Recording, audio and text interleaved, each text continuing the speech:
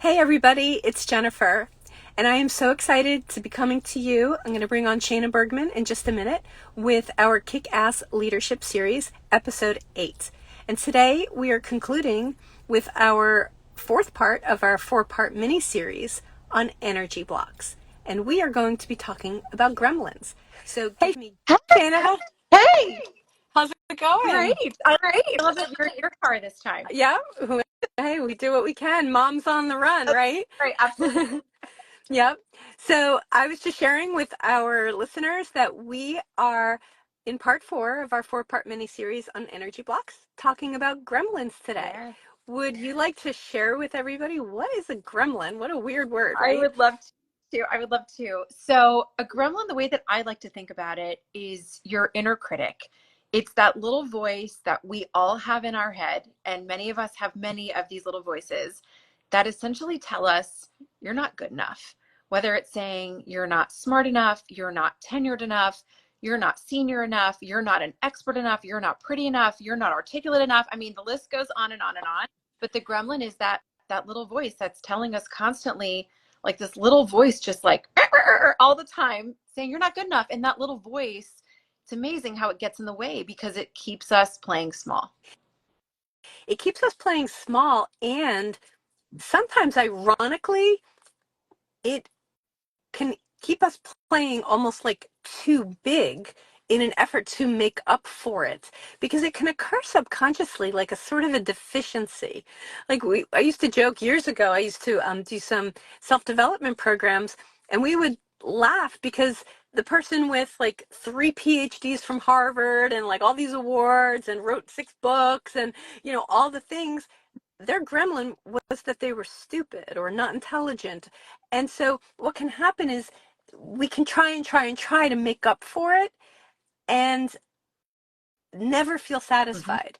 So for example, if somebody's gremlin is that they're not likable or not lovable, they almost can live their life trying so hard to please everybody and never ever actually appeasing the gremlin. Absolutely. Yeah. I mean, and I think we probably don't realize how often the gremlin is getting in our way. And so I think for anybody listening, I'll tell you, when I first learned this concept, my initial reaction was like, I don't have that.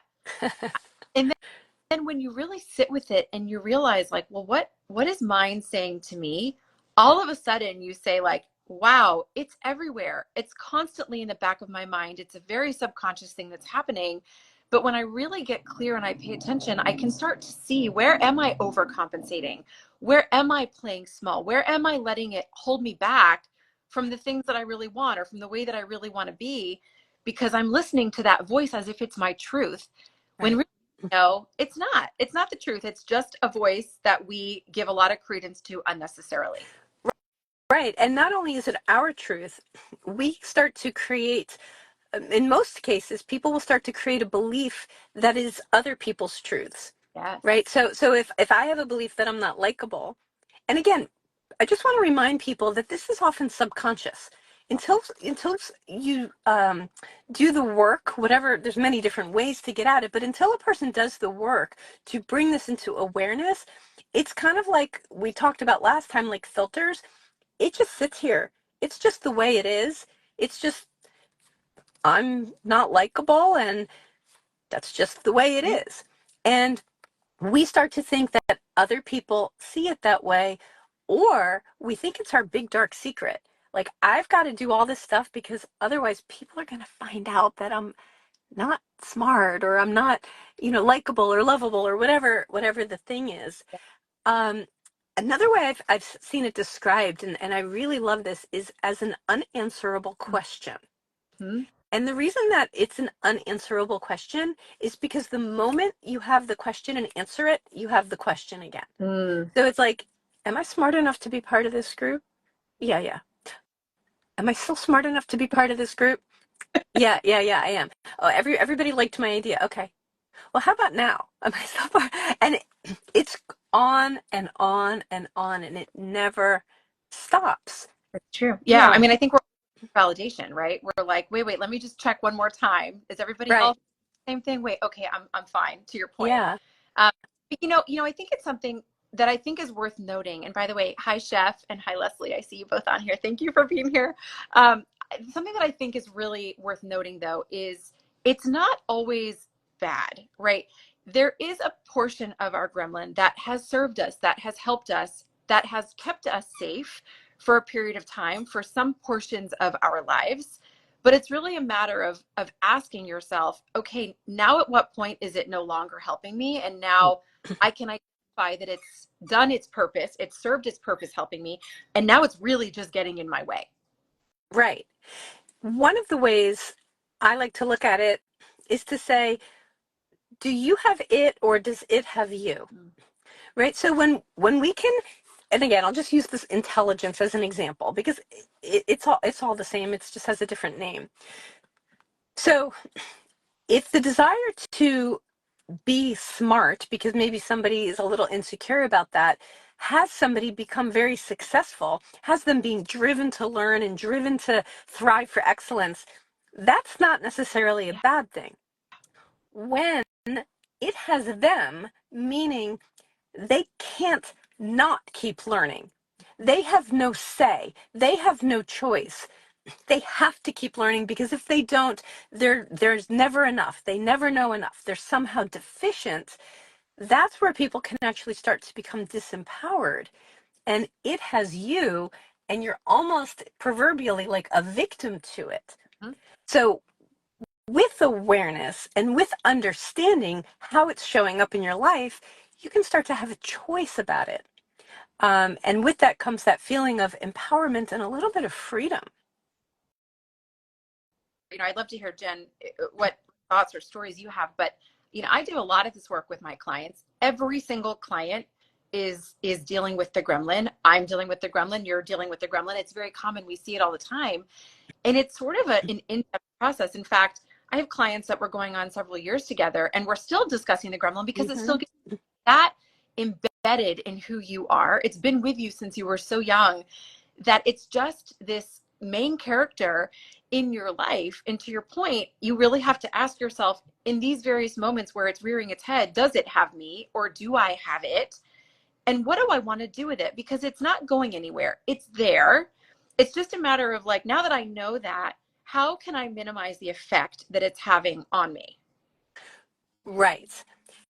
And to that point, I could not agree with you more. And this is, well, one of the ways you can mitigate the effect is by learning to accept it and not criticize yourself for it. Because you are right, it will never go away. And a lot of times, especially when people first start with coaching or other types of work that start to open up awareness, there's this notion of like they see it and they're aware of it and they're like, oh gosh, I can't believe, and you start to get the impact. Like, I can't believe how this has impacted my life and my relationships, and everything I've done has been centered around appeasing this. And then there's this false notion of like, okay, whew, glad I figured that one out. Moving on. And then all of a sudden, there it is again. Mhm. And then people will say, "Ah, I can't believe I'm letting this affect me again. I thought I had handled that. And then the self criticism comes. So, one of the most important things for people to understand is that it never goes away. And the way I describe it is that we walk around with it here. It's how we see life. Everywhere we go, it's sitting in front of us, and we don't even know it. When we start to become aware and we get little peaks without it, moments like working out and building muscle, we start to lessen the time it's here. We more easily say, I'm not listening to you. And then I say, and then it rides along here with you. And then periodically it's like, and you're like, nope. And then sometimes when you're down in the dumps, you're like, I'm just going to sit here, and that's okay until you're done. But it's always going to be there. Yeah. That's not a bad thing. It's not a like, well, then why bother? It's not a bad thing because when it's over here, you get to utilize it for how it helps you, but you don't have to have it stopping you and standing in your way. Absolutely. Yeah. And the way you're describing it, I love that because I also describe it in a similar fashion. I tell people I think about it like noise. it's like it's so loud that you're unable to see through it and you're unable to hear clarity through it because it's so noisy constantly in your ear. And if you can just become aware of it, accept it, and then say, you know what, I'm going to turn the volume down right now. I got to get this email out. As afraid as I am to send it, I got to get this email out. And so I'm going to turn the volume down. I'm going to do what I have to do. And then you can be back in my ear yapping away. Yep. Or imagine it like you're driving a car. You know, you want to be mindful of, is it driving the car and you're in the passenger seat and it's telling you where to go? Or can you say, get in the back seat? Like, I'm driving this car. I know where I'm going. You Mm-hmm. get in the back. Right. And it's almost like you have to talk to it, almost like it's this part of you, like this other, like I said, main character in your life that's kind of there alongside the road. And in fact, as you and I have been trained, we actually have people name it. Yep. And so I have all my clients and all their gremlins too. But it's really this opportunity to say it's not all of me, but it is a part of me that I recognize is there. And I get to decide how loud I want it to be, where it's sitting in the car.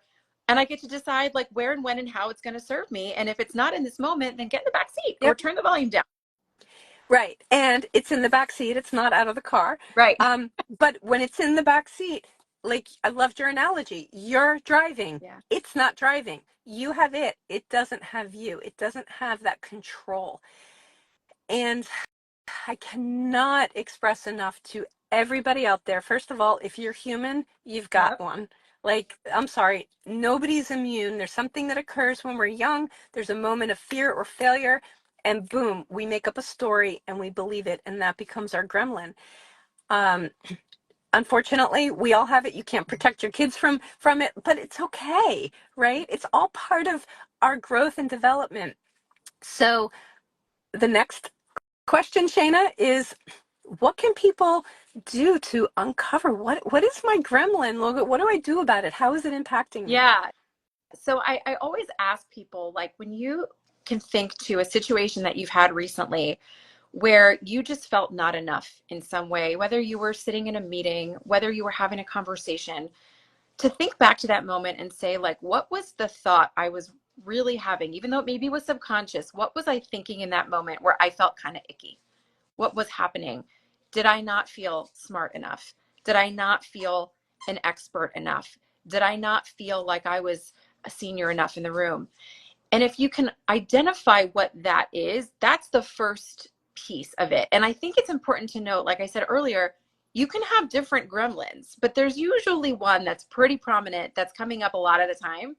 And the second that you can identify that, all of a sudden, to your point, it kind of moves from here to the side because wait a minute, now I know what it is and I can pay attention. Tell people when you start with this exercise, just pay attention. Notice where it's coming up. Pay attention to where you're feeling that icky feeling and say, oh, wait a minute, that's my gremlin coming in now. And so that is like that first step. Yeah. And the other thing is if a person is struggling identifying feelings that are coming up, sometimes they may be able to identify questions that are coming up. So they may not be feeling that they're not smart enough in the board meeting or whatever, but they may be questioning, am I smart? Am I as smart as all these people? Am I smart enough to be here? Or am I experienced enough? Am I this? Am I lovable enough to be in a relationship? Whatever the example is.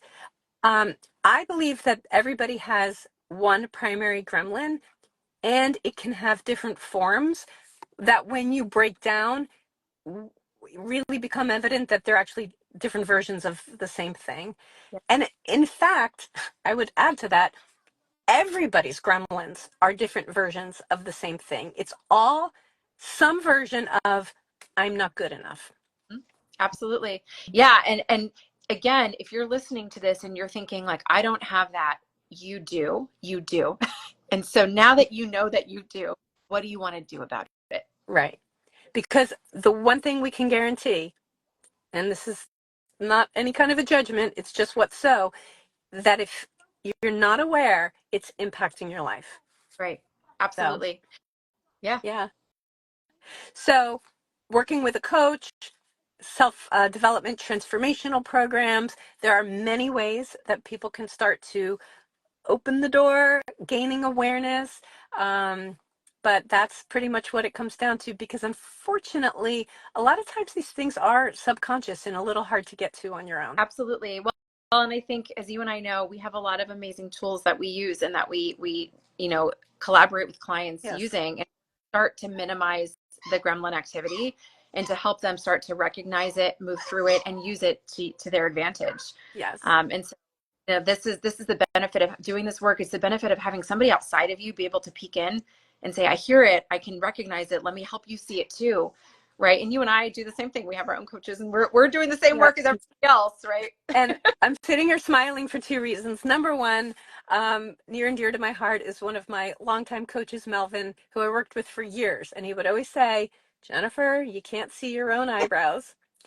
And the other reason I'm smiling dearly is because I can hear your little puppy squeaking in the background. Good. Class. She's playing with her little gremlins here too. All right. Well, if anybody has any questions, if they need some clarity, feel free to DM either myself or Shayna. Reach out to us. We're always happy to help and here to support in however way we can. Awesome. Thank you, Jen. Thanks for having me on today. Thanks, Shayna. Bye, everybody. Bye.